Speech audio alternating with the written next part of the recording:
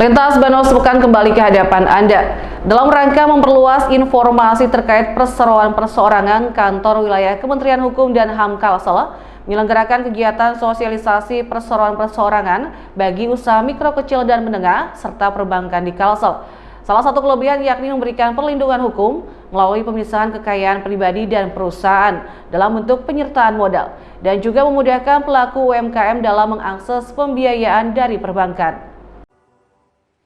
Menyusul terbitnya Undang-Undang Nomor 11 Tahun 2020 tentang Cipta Kerja, dalam ketentuan umum menjelaskan selain perseroan terbatas yang sudah dikenal, juga terdapat entitas badan hukum lainnya, yaitu Badan Hukum Perseroan Perorangan yang memenuhi kriteria untuk usaha mikro dan kecil.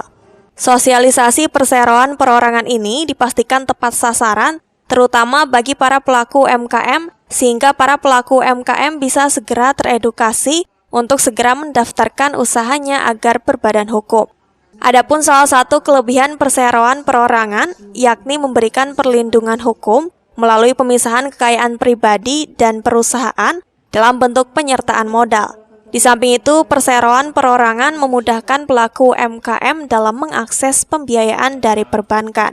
Sebagai sebuah kemajuan dari pemerintahan kita yang untuk melindungi para usaha mikro dan menengah dengan mendaftarkan badan usaha perseroan perorangan. Nah, badan ini hanya cukup dengan oleh satu orang saja pemilik UMKM, kemudian pemodalan juga cukup fleksibel. Nah, apa harapannya? Tentu nanti ada perlindungan hukum setelah menjadi badan badan hukum usaha ini akan ada perlindungan yang mencukupi, baik dalam pengembangan, baik dalam proses misalnya hubungan kreditor-debitor, termasuk juga dalam pemasaran dan sebagainya. Pendirian UMKM berbadan hukum sangat mudah, cukup dengan mengisi form pernyataan pendirian secara elektronik di laman Ditjen Administrasi Hukum Umum tanpa perlu ke notaris. Ahmad Ramadhani, Banjar TV. Selanjutnya, Arsip Nasional Republik Indonesia melaksanakan kegiatan risk assessment atau penilaian resiko arsip bagi lembaga kearsipan daerah dengan tujuan agar arsiparis Kalsel dapat mengetahui tentang kerusakan arsip. Bertujuan untuk membuat daftar agar mempermudah dalam menurunkan arsip yang harus dilakukan restorasi dan digitalisasi sesegera mungkin.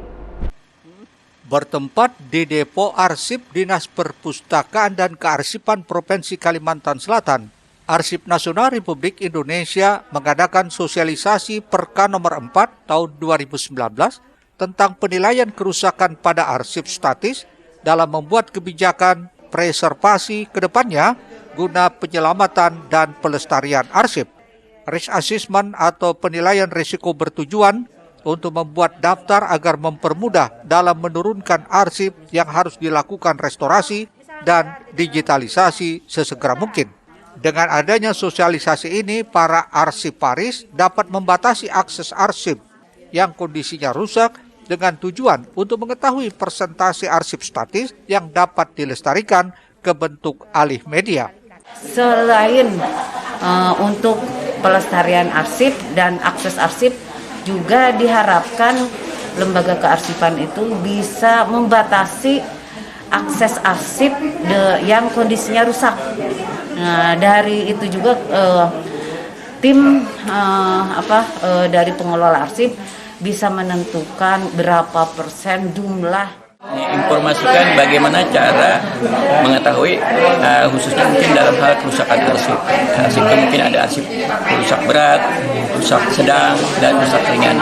Jadi ada 3 kriteria. Jadi itu bagaimana kita menangani arsip-arsip, karena arsip ini kan jangan sampai rusak, apalagi arsip itu yang sifatnya tentang penyelamatan arsip kertas ini luar biasa, karena sesuai slogan arsip kan itu arsip selaku memori kolektif bangsa, Bu ya. Jadi memang hal-hal seperti kegiatan risk assessment ini memang bagian yang sangat melekat sebagai penyelamatan arsip selaku memori kolektif bangsa. Jadi kami sangat luar biasa mengaspirasi sekali kegiatan ini ke depan, semoga bisa dilaksanakan. Kegiatan risk assessment ini dilaksanakan selama 3 hari, diikuti arsiparis dari Dispersip Provinsi dan Dispersip 13 Kabupaten Kota se-Kalimantan Selatan yang kelak akan mendapatkan sertifikat dari Arsip Nasional Republik Indonesia.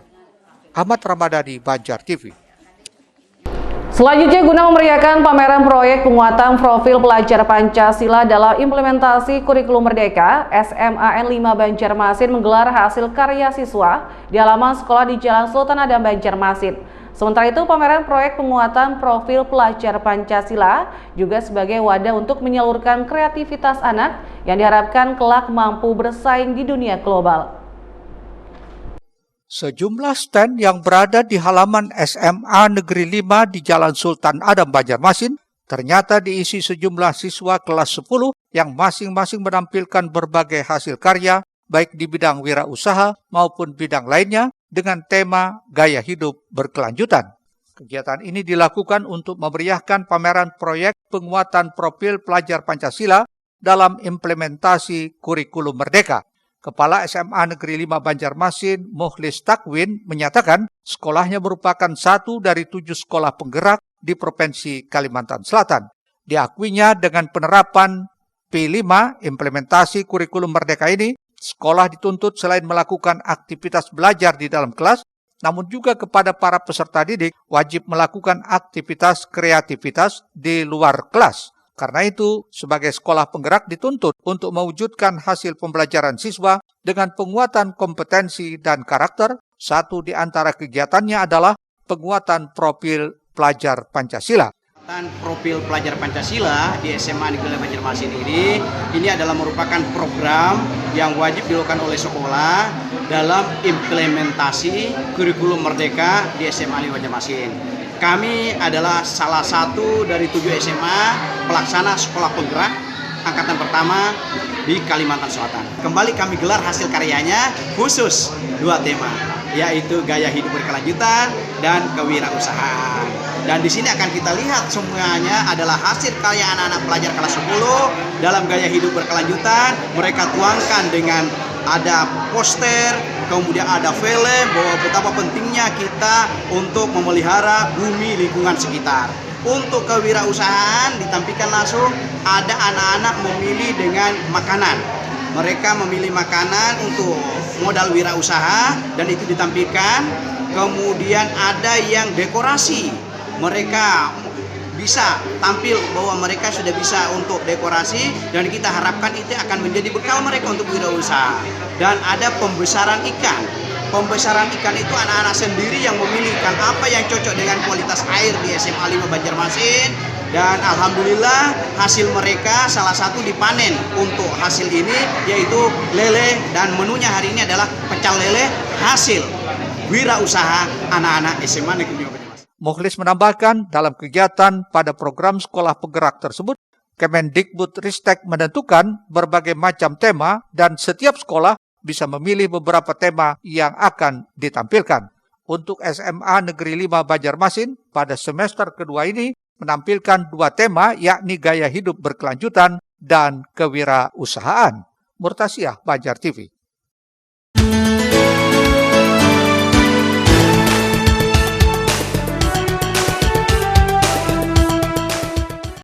Sementara itu, melalui kegiatan pagelaran hasil karya proyek penguatan profil Pancasila dalam rangka implementasi kurikulum Merdeka yang digelar SMA Negeri 5 Banjarmasin ini menjadi momen penting bagi peserta didik untuk mewujudkan harapan dan keinginannya.